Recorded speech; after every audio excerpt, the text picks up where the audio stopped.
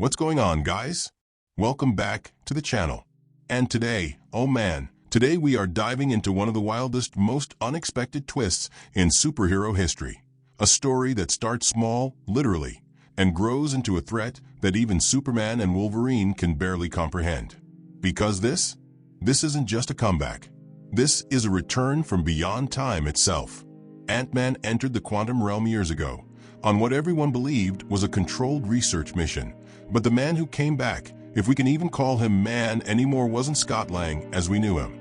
Everything that happens in this storyline begins with a single decision, a shrink-down experiment, a hero with more heart than luck. Scott Lang went into time as a father trying to prove himself, trying to make his world better, safer. And he vanished. No body, no signal, no goodbye, just silence. The Avengers mourned. Cassie waited. The world moved on, or at least it thought it did, because after years of quiet, something ripped open the sky like paper.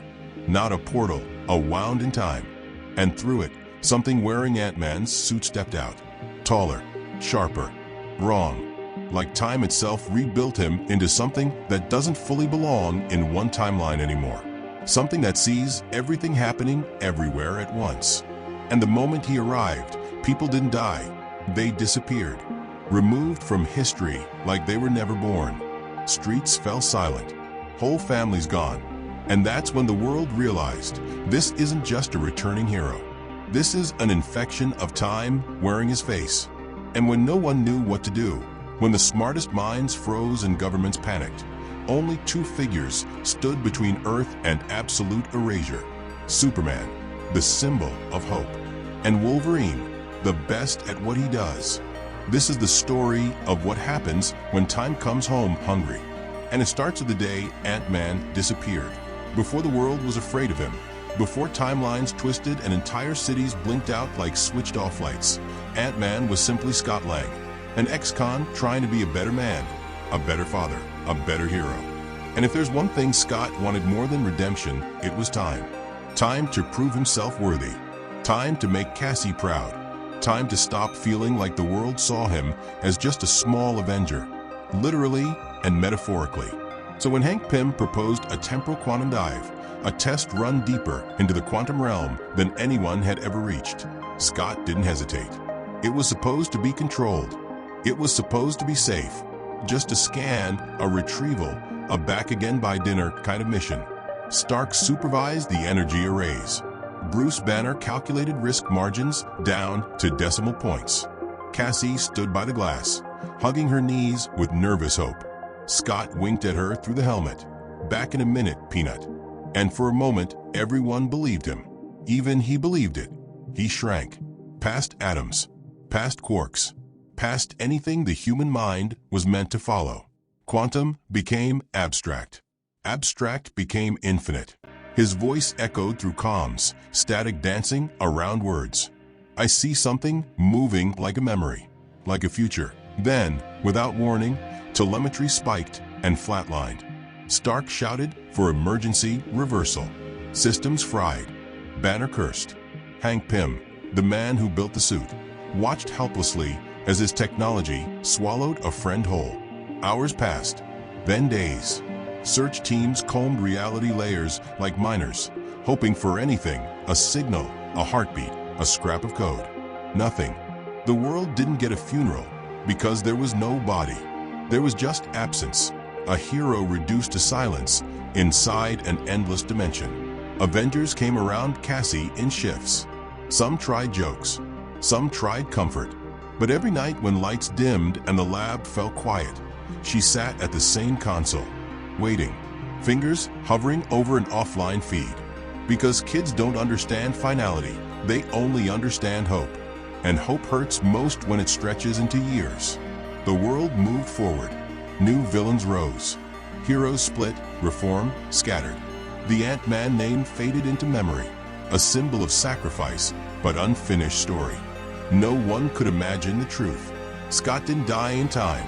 Time kept him, changed him, fed on him, and one day it sent him back. 2 years is a long time to believe someone's gone. Long enough for grief to cool into memory, long enough for news channels to move on, long enough for even heroes to stop checking old quantum monitors every morning. Scott Lang became a story people told with soft voices, a lesson about risk, bravery, and loss. Until the day the sky broke. It didn't start like an attack. There was no warning, no energy flare, no alien invasion ships. Just a ripple, a soft shimmer above New York, like heat waves rising off asphalt. Harmless at first. Scientists assumed weather anomaly. Pilots filed visual distortion reports. But then the ripple deepened, darkened, and stretched, as if something behind reality was pushing forward, trying to force its way through a door that wasn't meant to open. Satellites malfunctioned.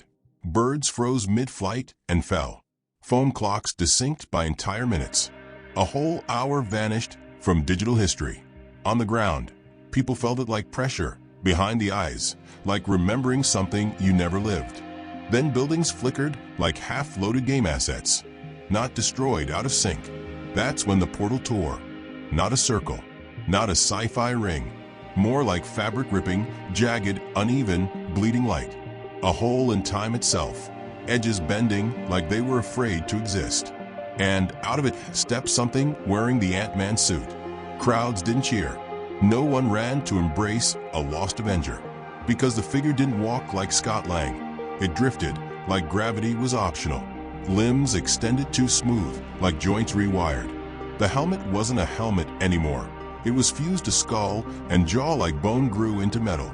The lenses glowed with shifting timelines. One eye showing childhood, the other showing a future where New York didn't exist at all. It didn't speak. It only looked. A woman in the front row whispered "Scott" and reached out, and the moment her fingers touched his arm, she vanished. Not dead, not bleeding, just gone. The space she occupied rewound like someone erased her from memory. The crowd screamed, but the sound stretched, echoing seconds behind reality, like the moment couldn't decide if it already happened. Every step Ant-Man took rewrote the moment. Grass regrew, then died, then regrew. Street paint peeled and returned in loops. Cars rusted and became brand new in the same breath. Children blinked and aged decades across frames. And somewhere, maybe everywhere, Scott Lang watched through his own eyes, trapped behind whatever evolution time forced into his skin. He didn't escape the quantum realm. He adapted. He survived. He returned as something timeless. And the world finally understood what came through wasn't a hero back from a mission. It was a fracture wearing his shadow. And stopping him would require someone, outside the rules of time. News doesn't travel fast. Not when time itself is broken. Some people heard the disaster a day later. Some swore they saw it hours before it happened. But however the world received the story, one message reached every corner the same way. Ant-Man was back, and he wasn't alone inside his own body anymore. Governments panicked quietly. Scientists argued loudly. Heroes stood still, unsure whether to treat this as rescue or war. Because how do you fight something that isn't fully here, but also everywhere? How do you punch a glitch in reality? You call the man who stands between worlds. You call Superman. Eyewitnesses remember it like slow motion. Clouds splitting, sunlight pouring down like gold, and a red cape cutting across the sky as if the universe itself breathed easier. Superman didn't arrive with fists forward or heat vision blazing. He arrived with calm eyes, the way only someone who believes in second chances can. He hovered above the fractured city, scanning ruined time streams, feeling history ripple under his skin. His voice carried through broken air, gentle but powerful enough to settle chaos. "Scott, if you can hear me, I'm here to help you." For a heartbeat, the world froze. The mutated Ant-Man looked up, head tilting with insect-like curiosity. His lenses flashed childhood memories, future wars, infinite versions of himself dying and returning. Somewhere inside that layered voice, maybe Scott Lang recognized the man speaking to him. Or maybe the infection did. Because the response wasn't words. It was violence. A burst of temporal energy cracked outward, like time turned into thunder, and hit Superman with enough force to fold steel. The blast threw him across 3 skyscrapers, through 1 billboard, and into a clock tower that instantly aged to dust around him. People gasped, not because Superman fell, he'd survived worse, but because he looked surprised. He'd been punched before. He'd been blasted by gods. But this attack unmade seconds. Superman recovered in midair, but his expression changed. The kindness didn't fade, but it gained caution. The look of a hero realizing conversation might not be enough. He approached slower this time, hands open. "Scott, whatever happened to you, we can fix it. Fight it. Together." For a moment, Ant-Man trembled, quantum static rolling off his shoulders like burning snow. The world held its breath. Did Scott hear him? Was something left inside that twisted body that still loved Cassie, still remembered the Avengers? Then Ant-Man disappeared. Not teleported, skipped. Like someone erased a frame of reality, and everything moved without him. Superman hovered alone in the silent street, knowing exactly what that meant. A threat like this couldn't be reasoned with. Not alone. He needed someone who understood monsters intimately. Someone who fought nightmares without blinking. Someone who didn't mind getting cut. This was a job for Wolverine, that if Superman was hope, then Wolverine was reality, sharp, tired, unbreakable. Where Clark believed there was something left to save, Logan believed in what needed to be stopped. And sometimes those two truths collide in the middle, like fists meeting bone. Word of Ant-Man's return spread across whispers and broken timestamps, but Logan didn't need news reports. He followed scent. Not the scent of a man, but of something wrong. Time itself had an odor if you survived long enough to recognize it. Cold metal, old blood, burnt film real. He tracked it through forests, through subway tunnels, through cities where memories flickered like bad reception. People forgot conversations mid-sentence. Seasons changed between street corners. Logan gritted his teeth. He'd fought magic, mutants, demons, but never time.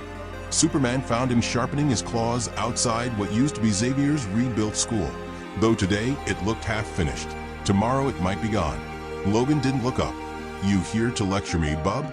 Clark landed softly, cape folding like quiet waves. "I'm here because we need you." Logan smirked, but there was no joy behind it. "We bring him in alive, or drop him before he eats the timeline." Superman didn't answer immediately, and that silence meant everything. He wanted hope. He wanted redemption. But even he wasn't sure that Scott Lang, the man, still existed under whatever quantum shell wore his suit. Logan stood, cracking his neck like old wood. "I knew Scott. Guy had jokes. Heart bigger than his suit. He saved people. He doesn't erase M." He looked up at the sky, at the place where the portal still shimmered like a scar across daylight. "But that thing? That ain't him." Superman's voice stayed calm. "If even one piece of him remains, we owe it to Cassie to try." Cassie. That one name softened a crack in Wolverine's armor. He remembered the girl, tiny, fearless, proud of her dad. He remembered Scott talking about her during missions like she hung the moon herself. Logan sighed the sigh of someone who's lost too many people already. "Fine. We try your way first. But if he starts tearing worlds down, I end it. Fast." Clark nodded, not agreeing, but accepting. That was their balance. Hope and claws. They stood together for a moment, two very different legends, staring into a storm only they were stubborn enough to enter. Logan slid a cigar behind his teeth, didn't light it. Timeline too unstable for flame. Superman scanned the horizon again. He could feel Ant-Man like a cold shadow in the flow of seconds. "You ready?" Clark asked. Logan flexed his hands, metal sliding out with a sound like tearing paper. "I was born ready. Let's go save or kill an Avenger." Because somewhere out there, Ant-Man wasn't hiding. He was hunting. The first real clash didn't feel like a mission. It felt like a mistake happening in slow motion. Reports came from Chicago, but no one agreed on when. Some said Ant-Man appeared at sunrise. Others swore they saw him yesterday. A few recordings showed him standing in the middle of the street, unmoving for hours. But shadows changed behind him like time refused to pick a version. The city wasn't under attack, it was out of order. Trees grew and ungrew. Buildings glitch shifted between constructions. People spoke sentences backwards. Superman and Wolverine arrived at the same moment from two different hours. Time wasn't broken, it was alive. Superman spoke first, voice steady through chaos. "Logan, remember, we help him if we can." Wolverine just cracked his neck. "And if we can't?" Superman didn't answer. He didn't need to. The silence between them was an agreement made of tension and respect. They stepped into the distortion, like soldiers crossing thin ice. Ant-Man stood ahead, motionless, head tilted, watching the world like a scientist staring at ants. His suit pulsed like a dying star, energy stitched out of him in threads, rewinding anything nearby. Logan's visor flickered.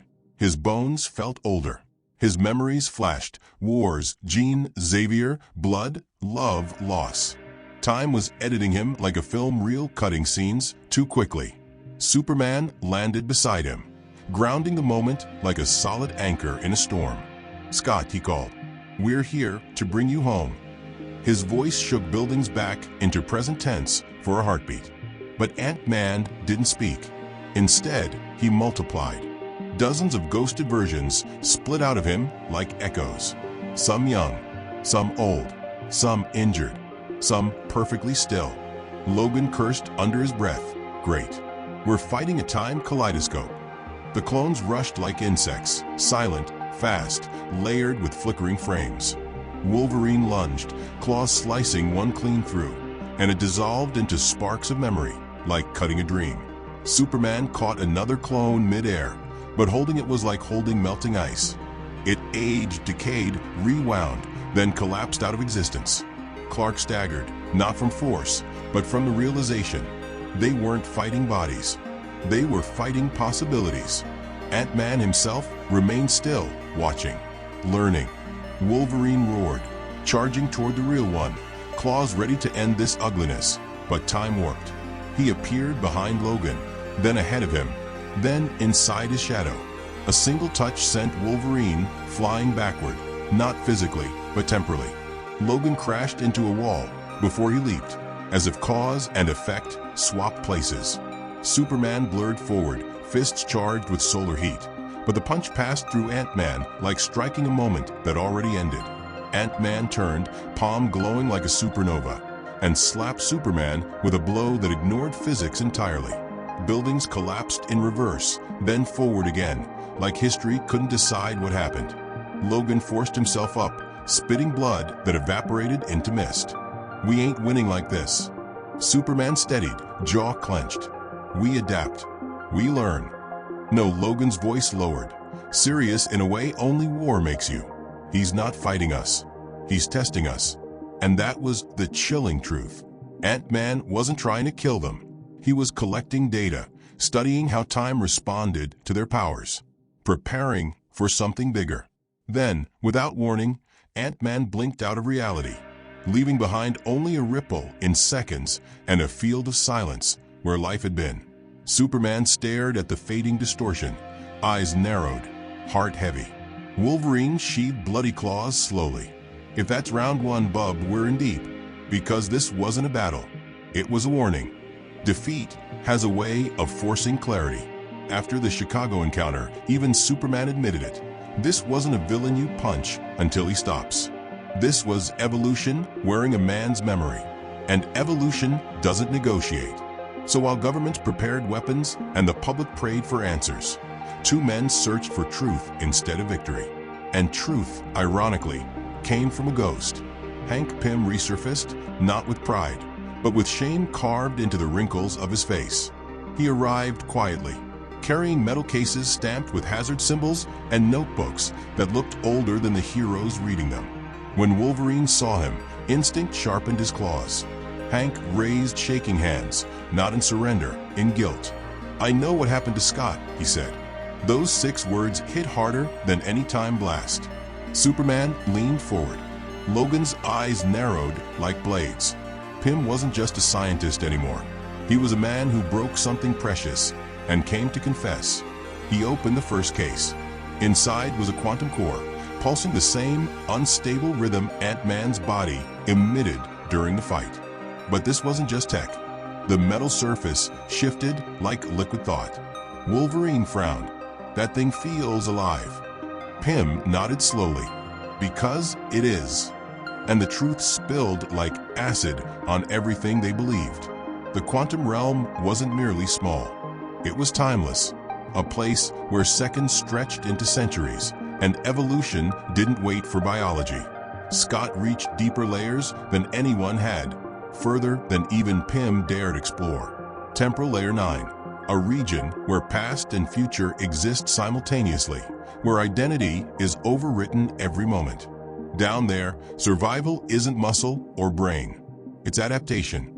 Whatever lived in that layer, ancient, formless, patient, didn't kill Scott Lang. It rewrote him, turned him into a vessel that could survive eternal shifting. A hive of branching possibilities wearing human shape. A creature less like a man and more like an organism of pure time. Superman steeled his voice. So we save him by reversing it? Pym swallowed, eyes wet. No, Clark, you don't understand. He's not infected. He's evolved. There was no villain, no parasite, no mind control. Scott Lang became what time required, something that could exist everywhere, everywhen, without decaying. Time didn't break him. Time crowned him. And now he wasn't just trying to survive. He was preparing Earth for temporal resonance, a full-scale timeline merger. If successful, reality would collapse into quantum flexibility. Cause and effect gone. History replaced with constant rewrite. Life would never age or die, but also never remain itself. Freedom from endings. Freedom from meaning. Wolverine exhaled like he'd been punched in the lungs. He's turning the world into what made him. Superman's jaw tightened, horror mixing with sympathy. He saw it clearly now. Scott hadn't become a monster by choice. He'd adapted because no one saved him. No one reached in time. Cassie lost her father not to death, but to transformation crueler than grave. And then Cassie entered the room, not as a child waiting beside machines anymore, as a young woman carrying grief like armor. She stared at footage of the new Ant-Man tearing through timelines like pages, flashing between versions of himself. Alive, dead, young, ancient, happy, broken. Can you bring him back? She asked. Superman opened his mouth, then closed it. Honesty hurt more than lies. We don't know. But Cassie didn't look away. Her voice cracked, not weak, determined like her father used to be. Then don't kill him unless you have to. But if he's suffering inside there, let him rest. Even Wolverine stayed silent, a promise unspoken, because this fight was no longer about victory. It was about mercy, whichever shape it required. And somewhere in the shimmering cracks of time, Ant-Man prepared for the world to change with him. Not as a father, not as a hero, but as evolution given purpose. And stopping him meant facing the future itself. There are battles you enter hoping to win, and then there are battles you enter because losing isn't an option. Stopping Ant-Man wasn't about heroism anymore. It wasn't about fame, justice, or even revenge. It was about preventing reality from dissolving into something unrecognizable. If Scott Lang completed the resonance, the world wouldn't burn. It would unhappen. Every memory, every victory, every heartbreak, rewritten in endless loops. Life without finality, time without meaning. And so Superman and Wolverine prepared to fight a god born from seconds. Preparation didn't look like war rooms or missiles. It looked like quiet decisions made with trembling certainty. Hank Pym worked beside Stark's old blueprints, creating devices that could anchor time long enough for a physical fight. Wolverine submitted to painful bonding, chronometal grafted across his adamantium like molten silver, giving his claws the ability to cut through quantum distortion. They glowed faintly, humming like clocks out of rhythm. Superman didn't sharpen blades. He sharpened resolve. He flew into the upper atmosphere, above clouds and above fear, absorbing sunlight until his skin shimmered like condensed dawn. Not rage-powered, hope-powered. He needed every photon, because time distortion weakened even Kryptonian cells. Logan watched him descend like a falling star, shaking dust across the ground. "You ever think?" Wolverine muttered, lighting the cigar he'd carried since Section 5. That saving the world gets harder every year? Superman smiled, not amused, but grateful for the grounding. That's how we know the world's worth saving. It wasn't just preparation of weapons, it was preparation of hearts. Cassie placed a small device in Superman's palm, a sliver of Ant-Man's original helmet interface. If any part of Scott still existed under the time-evolved shell, this chip could reach him. The last voice capable of breaking through wasn't a hero's punch. It was a daughter's memory. Cassie looked at both of them, a god and a hunter, eyes full of grief that matured into steel. Bring him home if you can. If you can't, don't let him suffer forever. Wolverine nodded once, slow and heavy. Superman held the chip like it was fragile as life itself. They didn't march out like soldiers. They walked like executioners who prayed mercy would arrive before their blades did. Because this wasn't simply a mission. This was a farewell no one wanted to say. Pym stabilized the coordinates of the largest temporal fracture, a tear over the Pacific, spiraling with lightning made of seconds and centuries. And as the portal widened, the world slowed. Raindrops hung in midair. Waves paused mid-crash. Birds froze like sculptures of feather and intent. Time waited for them. Superman stepped forward, cape stirring against motionless wind. Wolverine cracked his claws, chronometal ringing like church bells. No speeches, no second-guessing. Just two heroes walking into the end of history to pull one man out, or end him gently. This was the last stand. The sky over the Pacific didn't open, it peeled, like reality was a sticker someone tried to remove too fast. Lightning cracked sideways. Waves rose and froze mid-impact. Whales sang backward. A hole in existence throbbed like a beating wound. And from that shimmering fracture stepped the creature that used to be Scott Lang. Ant-Man, or what time reshaped into Ant-Man, hovered above ocean like gravity was a rumor. His body glowed with shifting futures. Every second he existed, he changed shape, tall, then thin, then armored, then skeletal, then whole again. He was possibility, raw, violent, unfiltered. Superman arrived first, blazing with sunlight bright enough to remind the world what hope looked like. Wolverine followed with claws drawn, boots kicking up water that hadn't decided whether to splash forward or rewind. No one spoke, because words were too small for a moment like this. Superman moved faster than thought, and the sky ignited. His fist hit Ant-Man with the force of a collapsing star, sending shockwaves rippling through timelines like broken mirrors. Islands flickered between prehistoric jungle and futuristic metal. Clouds formed and unformed, rain falling upward and downward at once. Wolverine leaped into the chaos, carving through quantum clones that split like reflections in shattered glass. Ant-Man wasn't angry. He was focused. Every blow he endured, he adapted. Every strike he took, he evolved. Punches passed through alternate versions of him. Some solid, some memory, some potential. Wolverine sliced deep, claws crackling with chronometal. And for the first time, Ant-Man screamed. A real sound. A sound of pain. Maybe somewhere inside, Scott Lang still felt. Superman grabbed his moment. He pressed the helmet chip Cassie gave him against Ant-Man's chest, voice breaking through thunder and collapsing centuries. Scott, come home. For a heartbeat, the entire ocean stilled. The quantum glow dimmed. The shifting faces in Ant-Man's visor softened into one, Scott's. Human, tired, lost. Wolverine froze, claws inches from Scott's throat. Scott's voice came fractured, desperate, layered across every version of himself that ever lived. I tried to return. Time wouldn't let me. Superman's eyes stunned with compassion. We can help you. We can bring you back. Scott looked down at his hands no longer his, and trembled like a man who remembered love for the first time in years. Then the truth hit. Time didn't release him. It sent him. Scott wasn't returning home. He was the bridge, the anchor for something waiting on the other side. A new evolved consciousness flared behind him, vast, roaring, hungry, pulling reality into quantum rewrite. This was not Scott's mission. This was time's invasion. And Scott, through a voice cracked with agony, pleaded, "Don't let me finish becoming what they want." Tears, impossible for something made of time, fell in sequences forward and backward.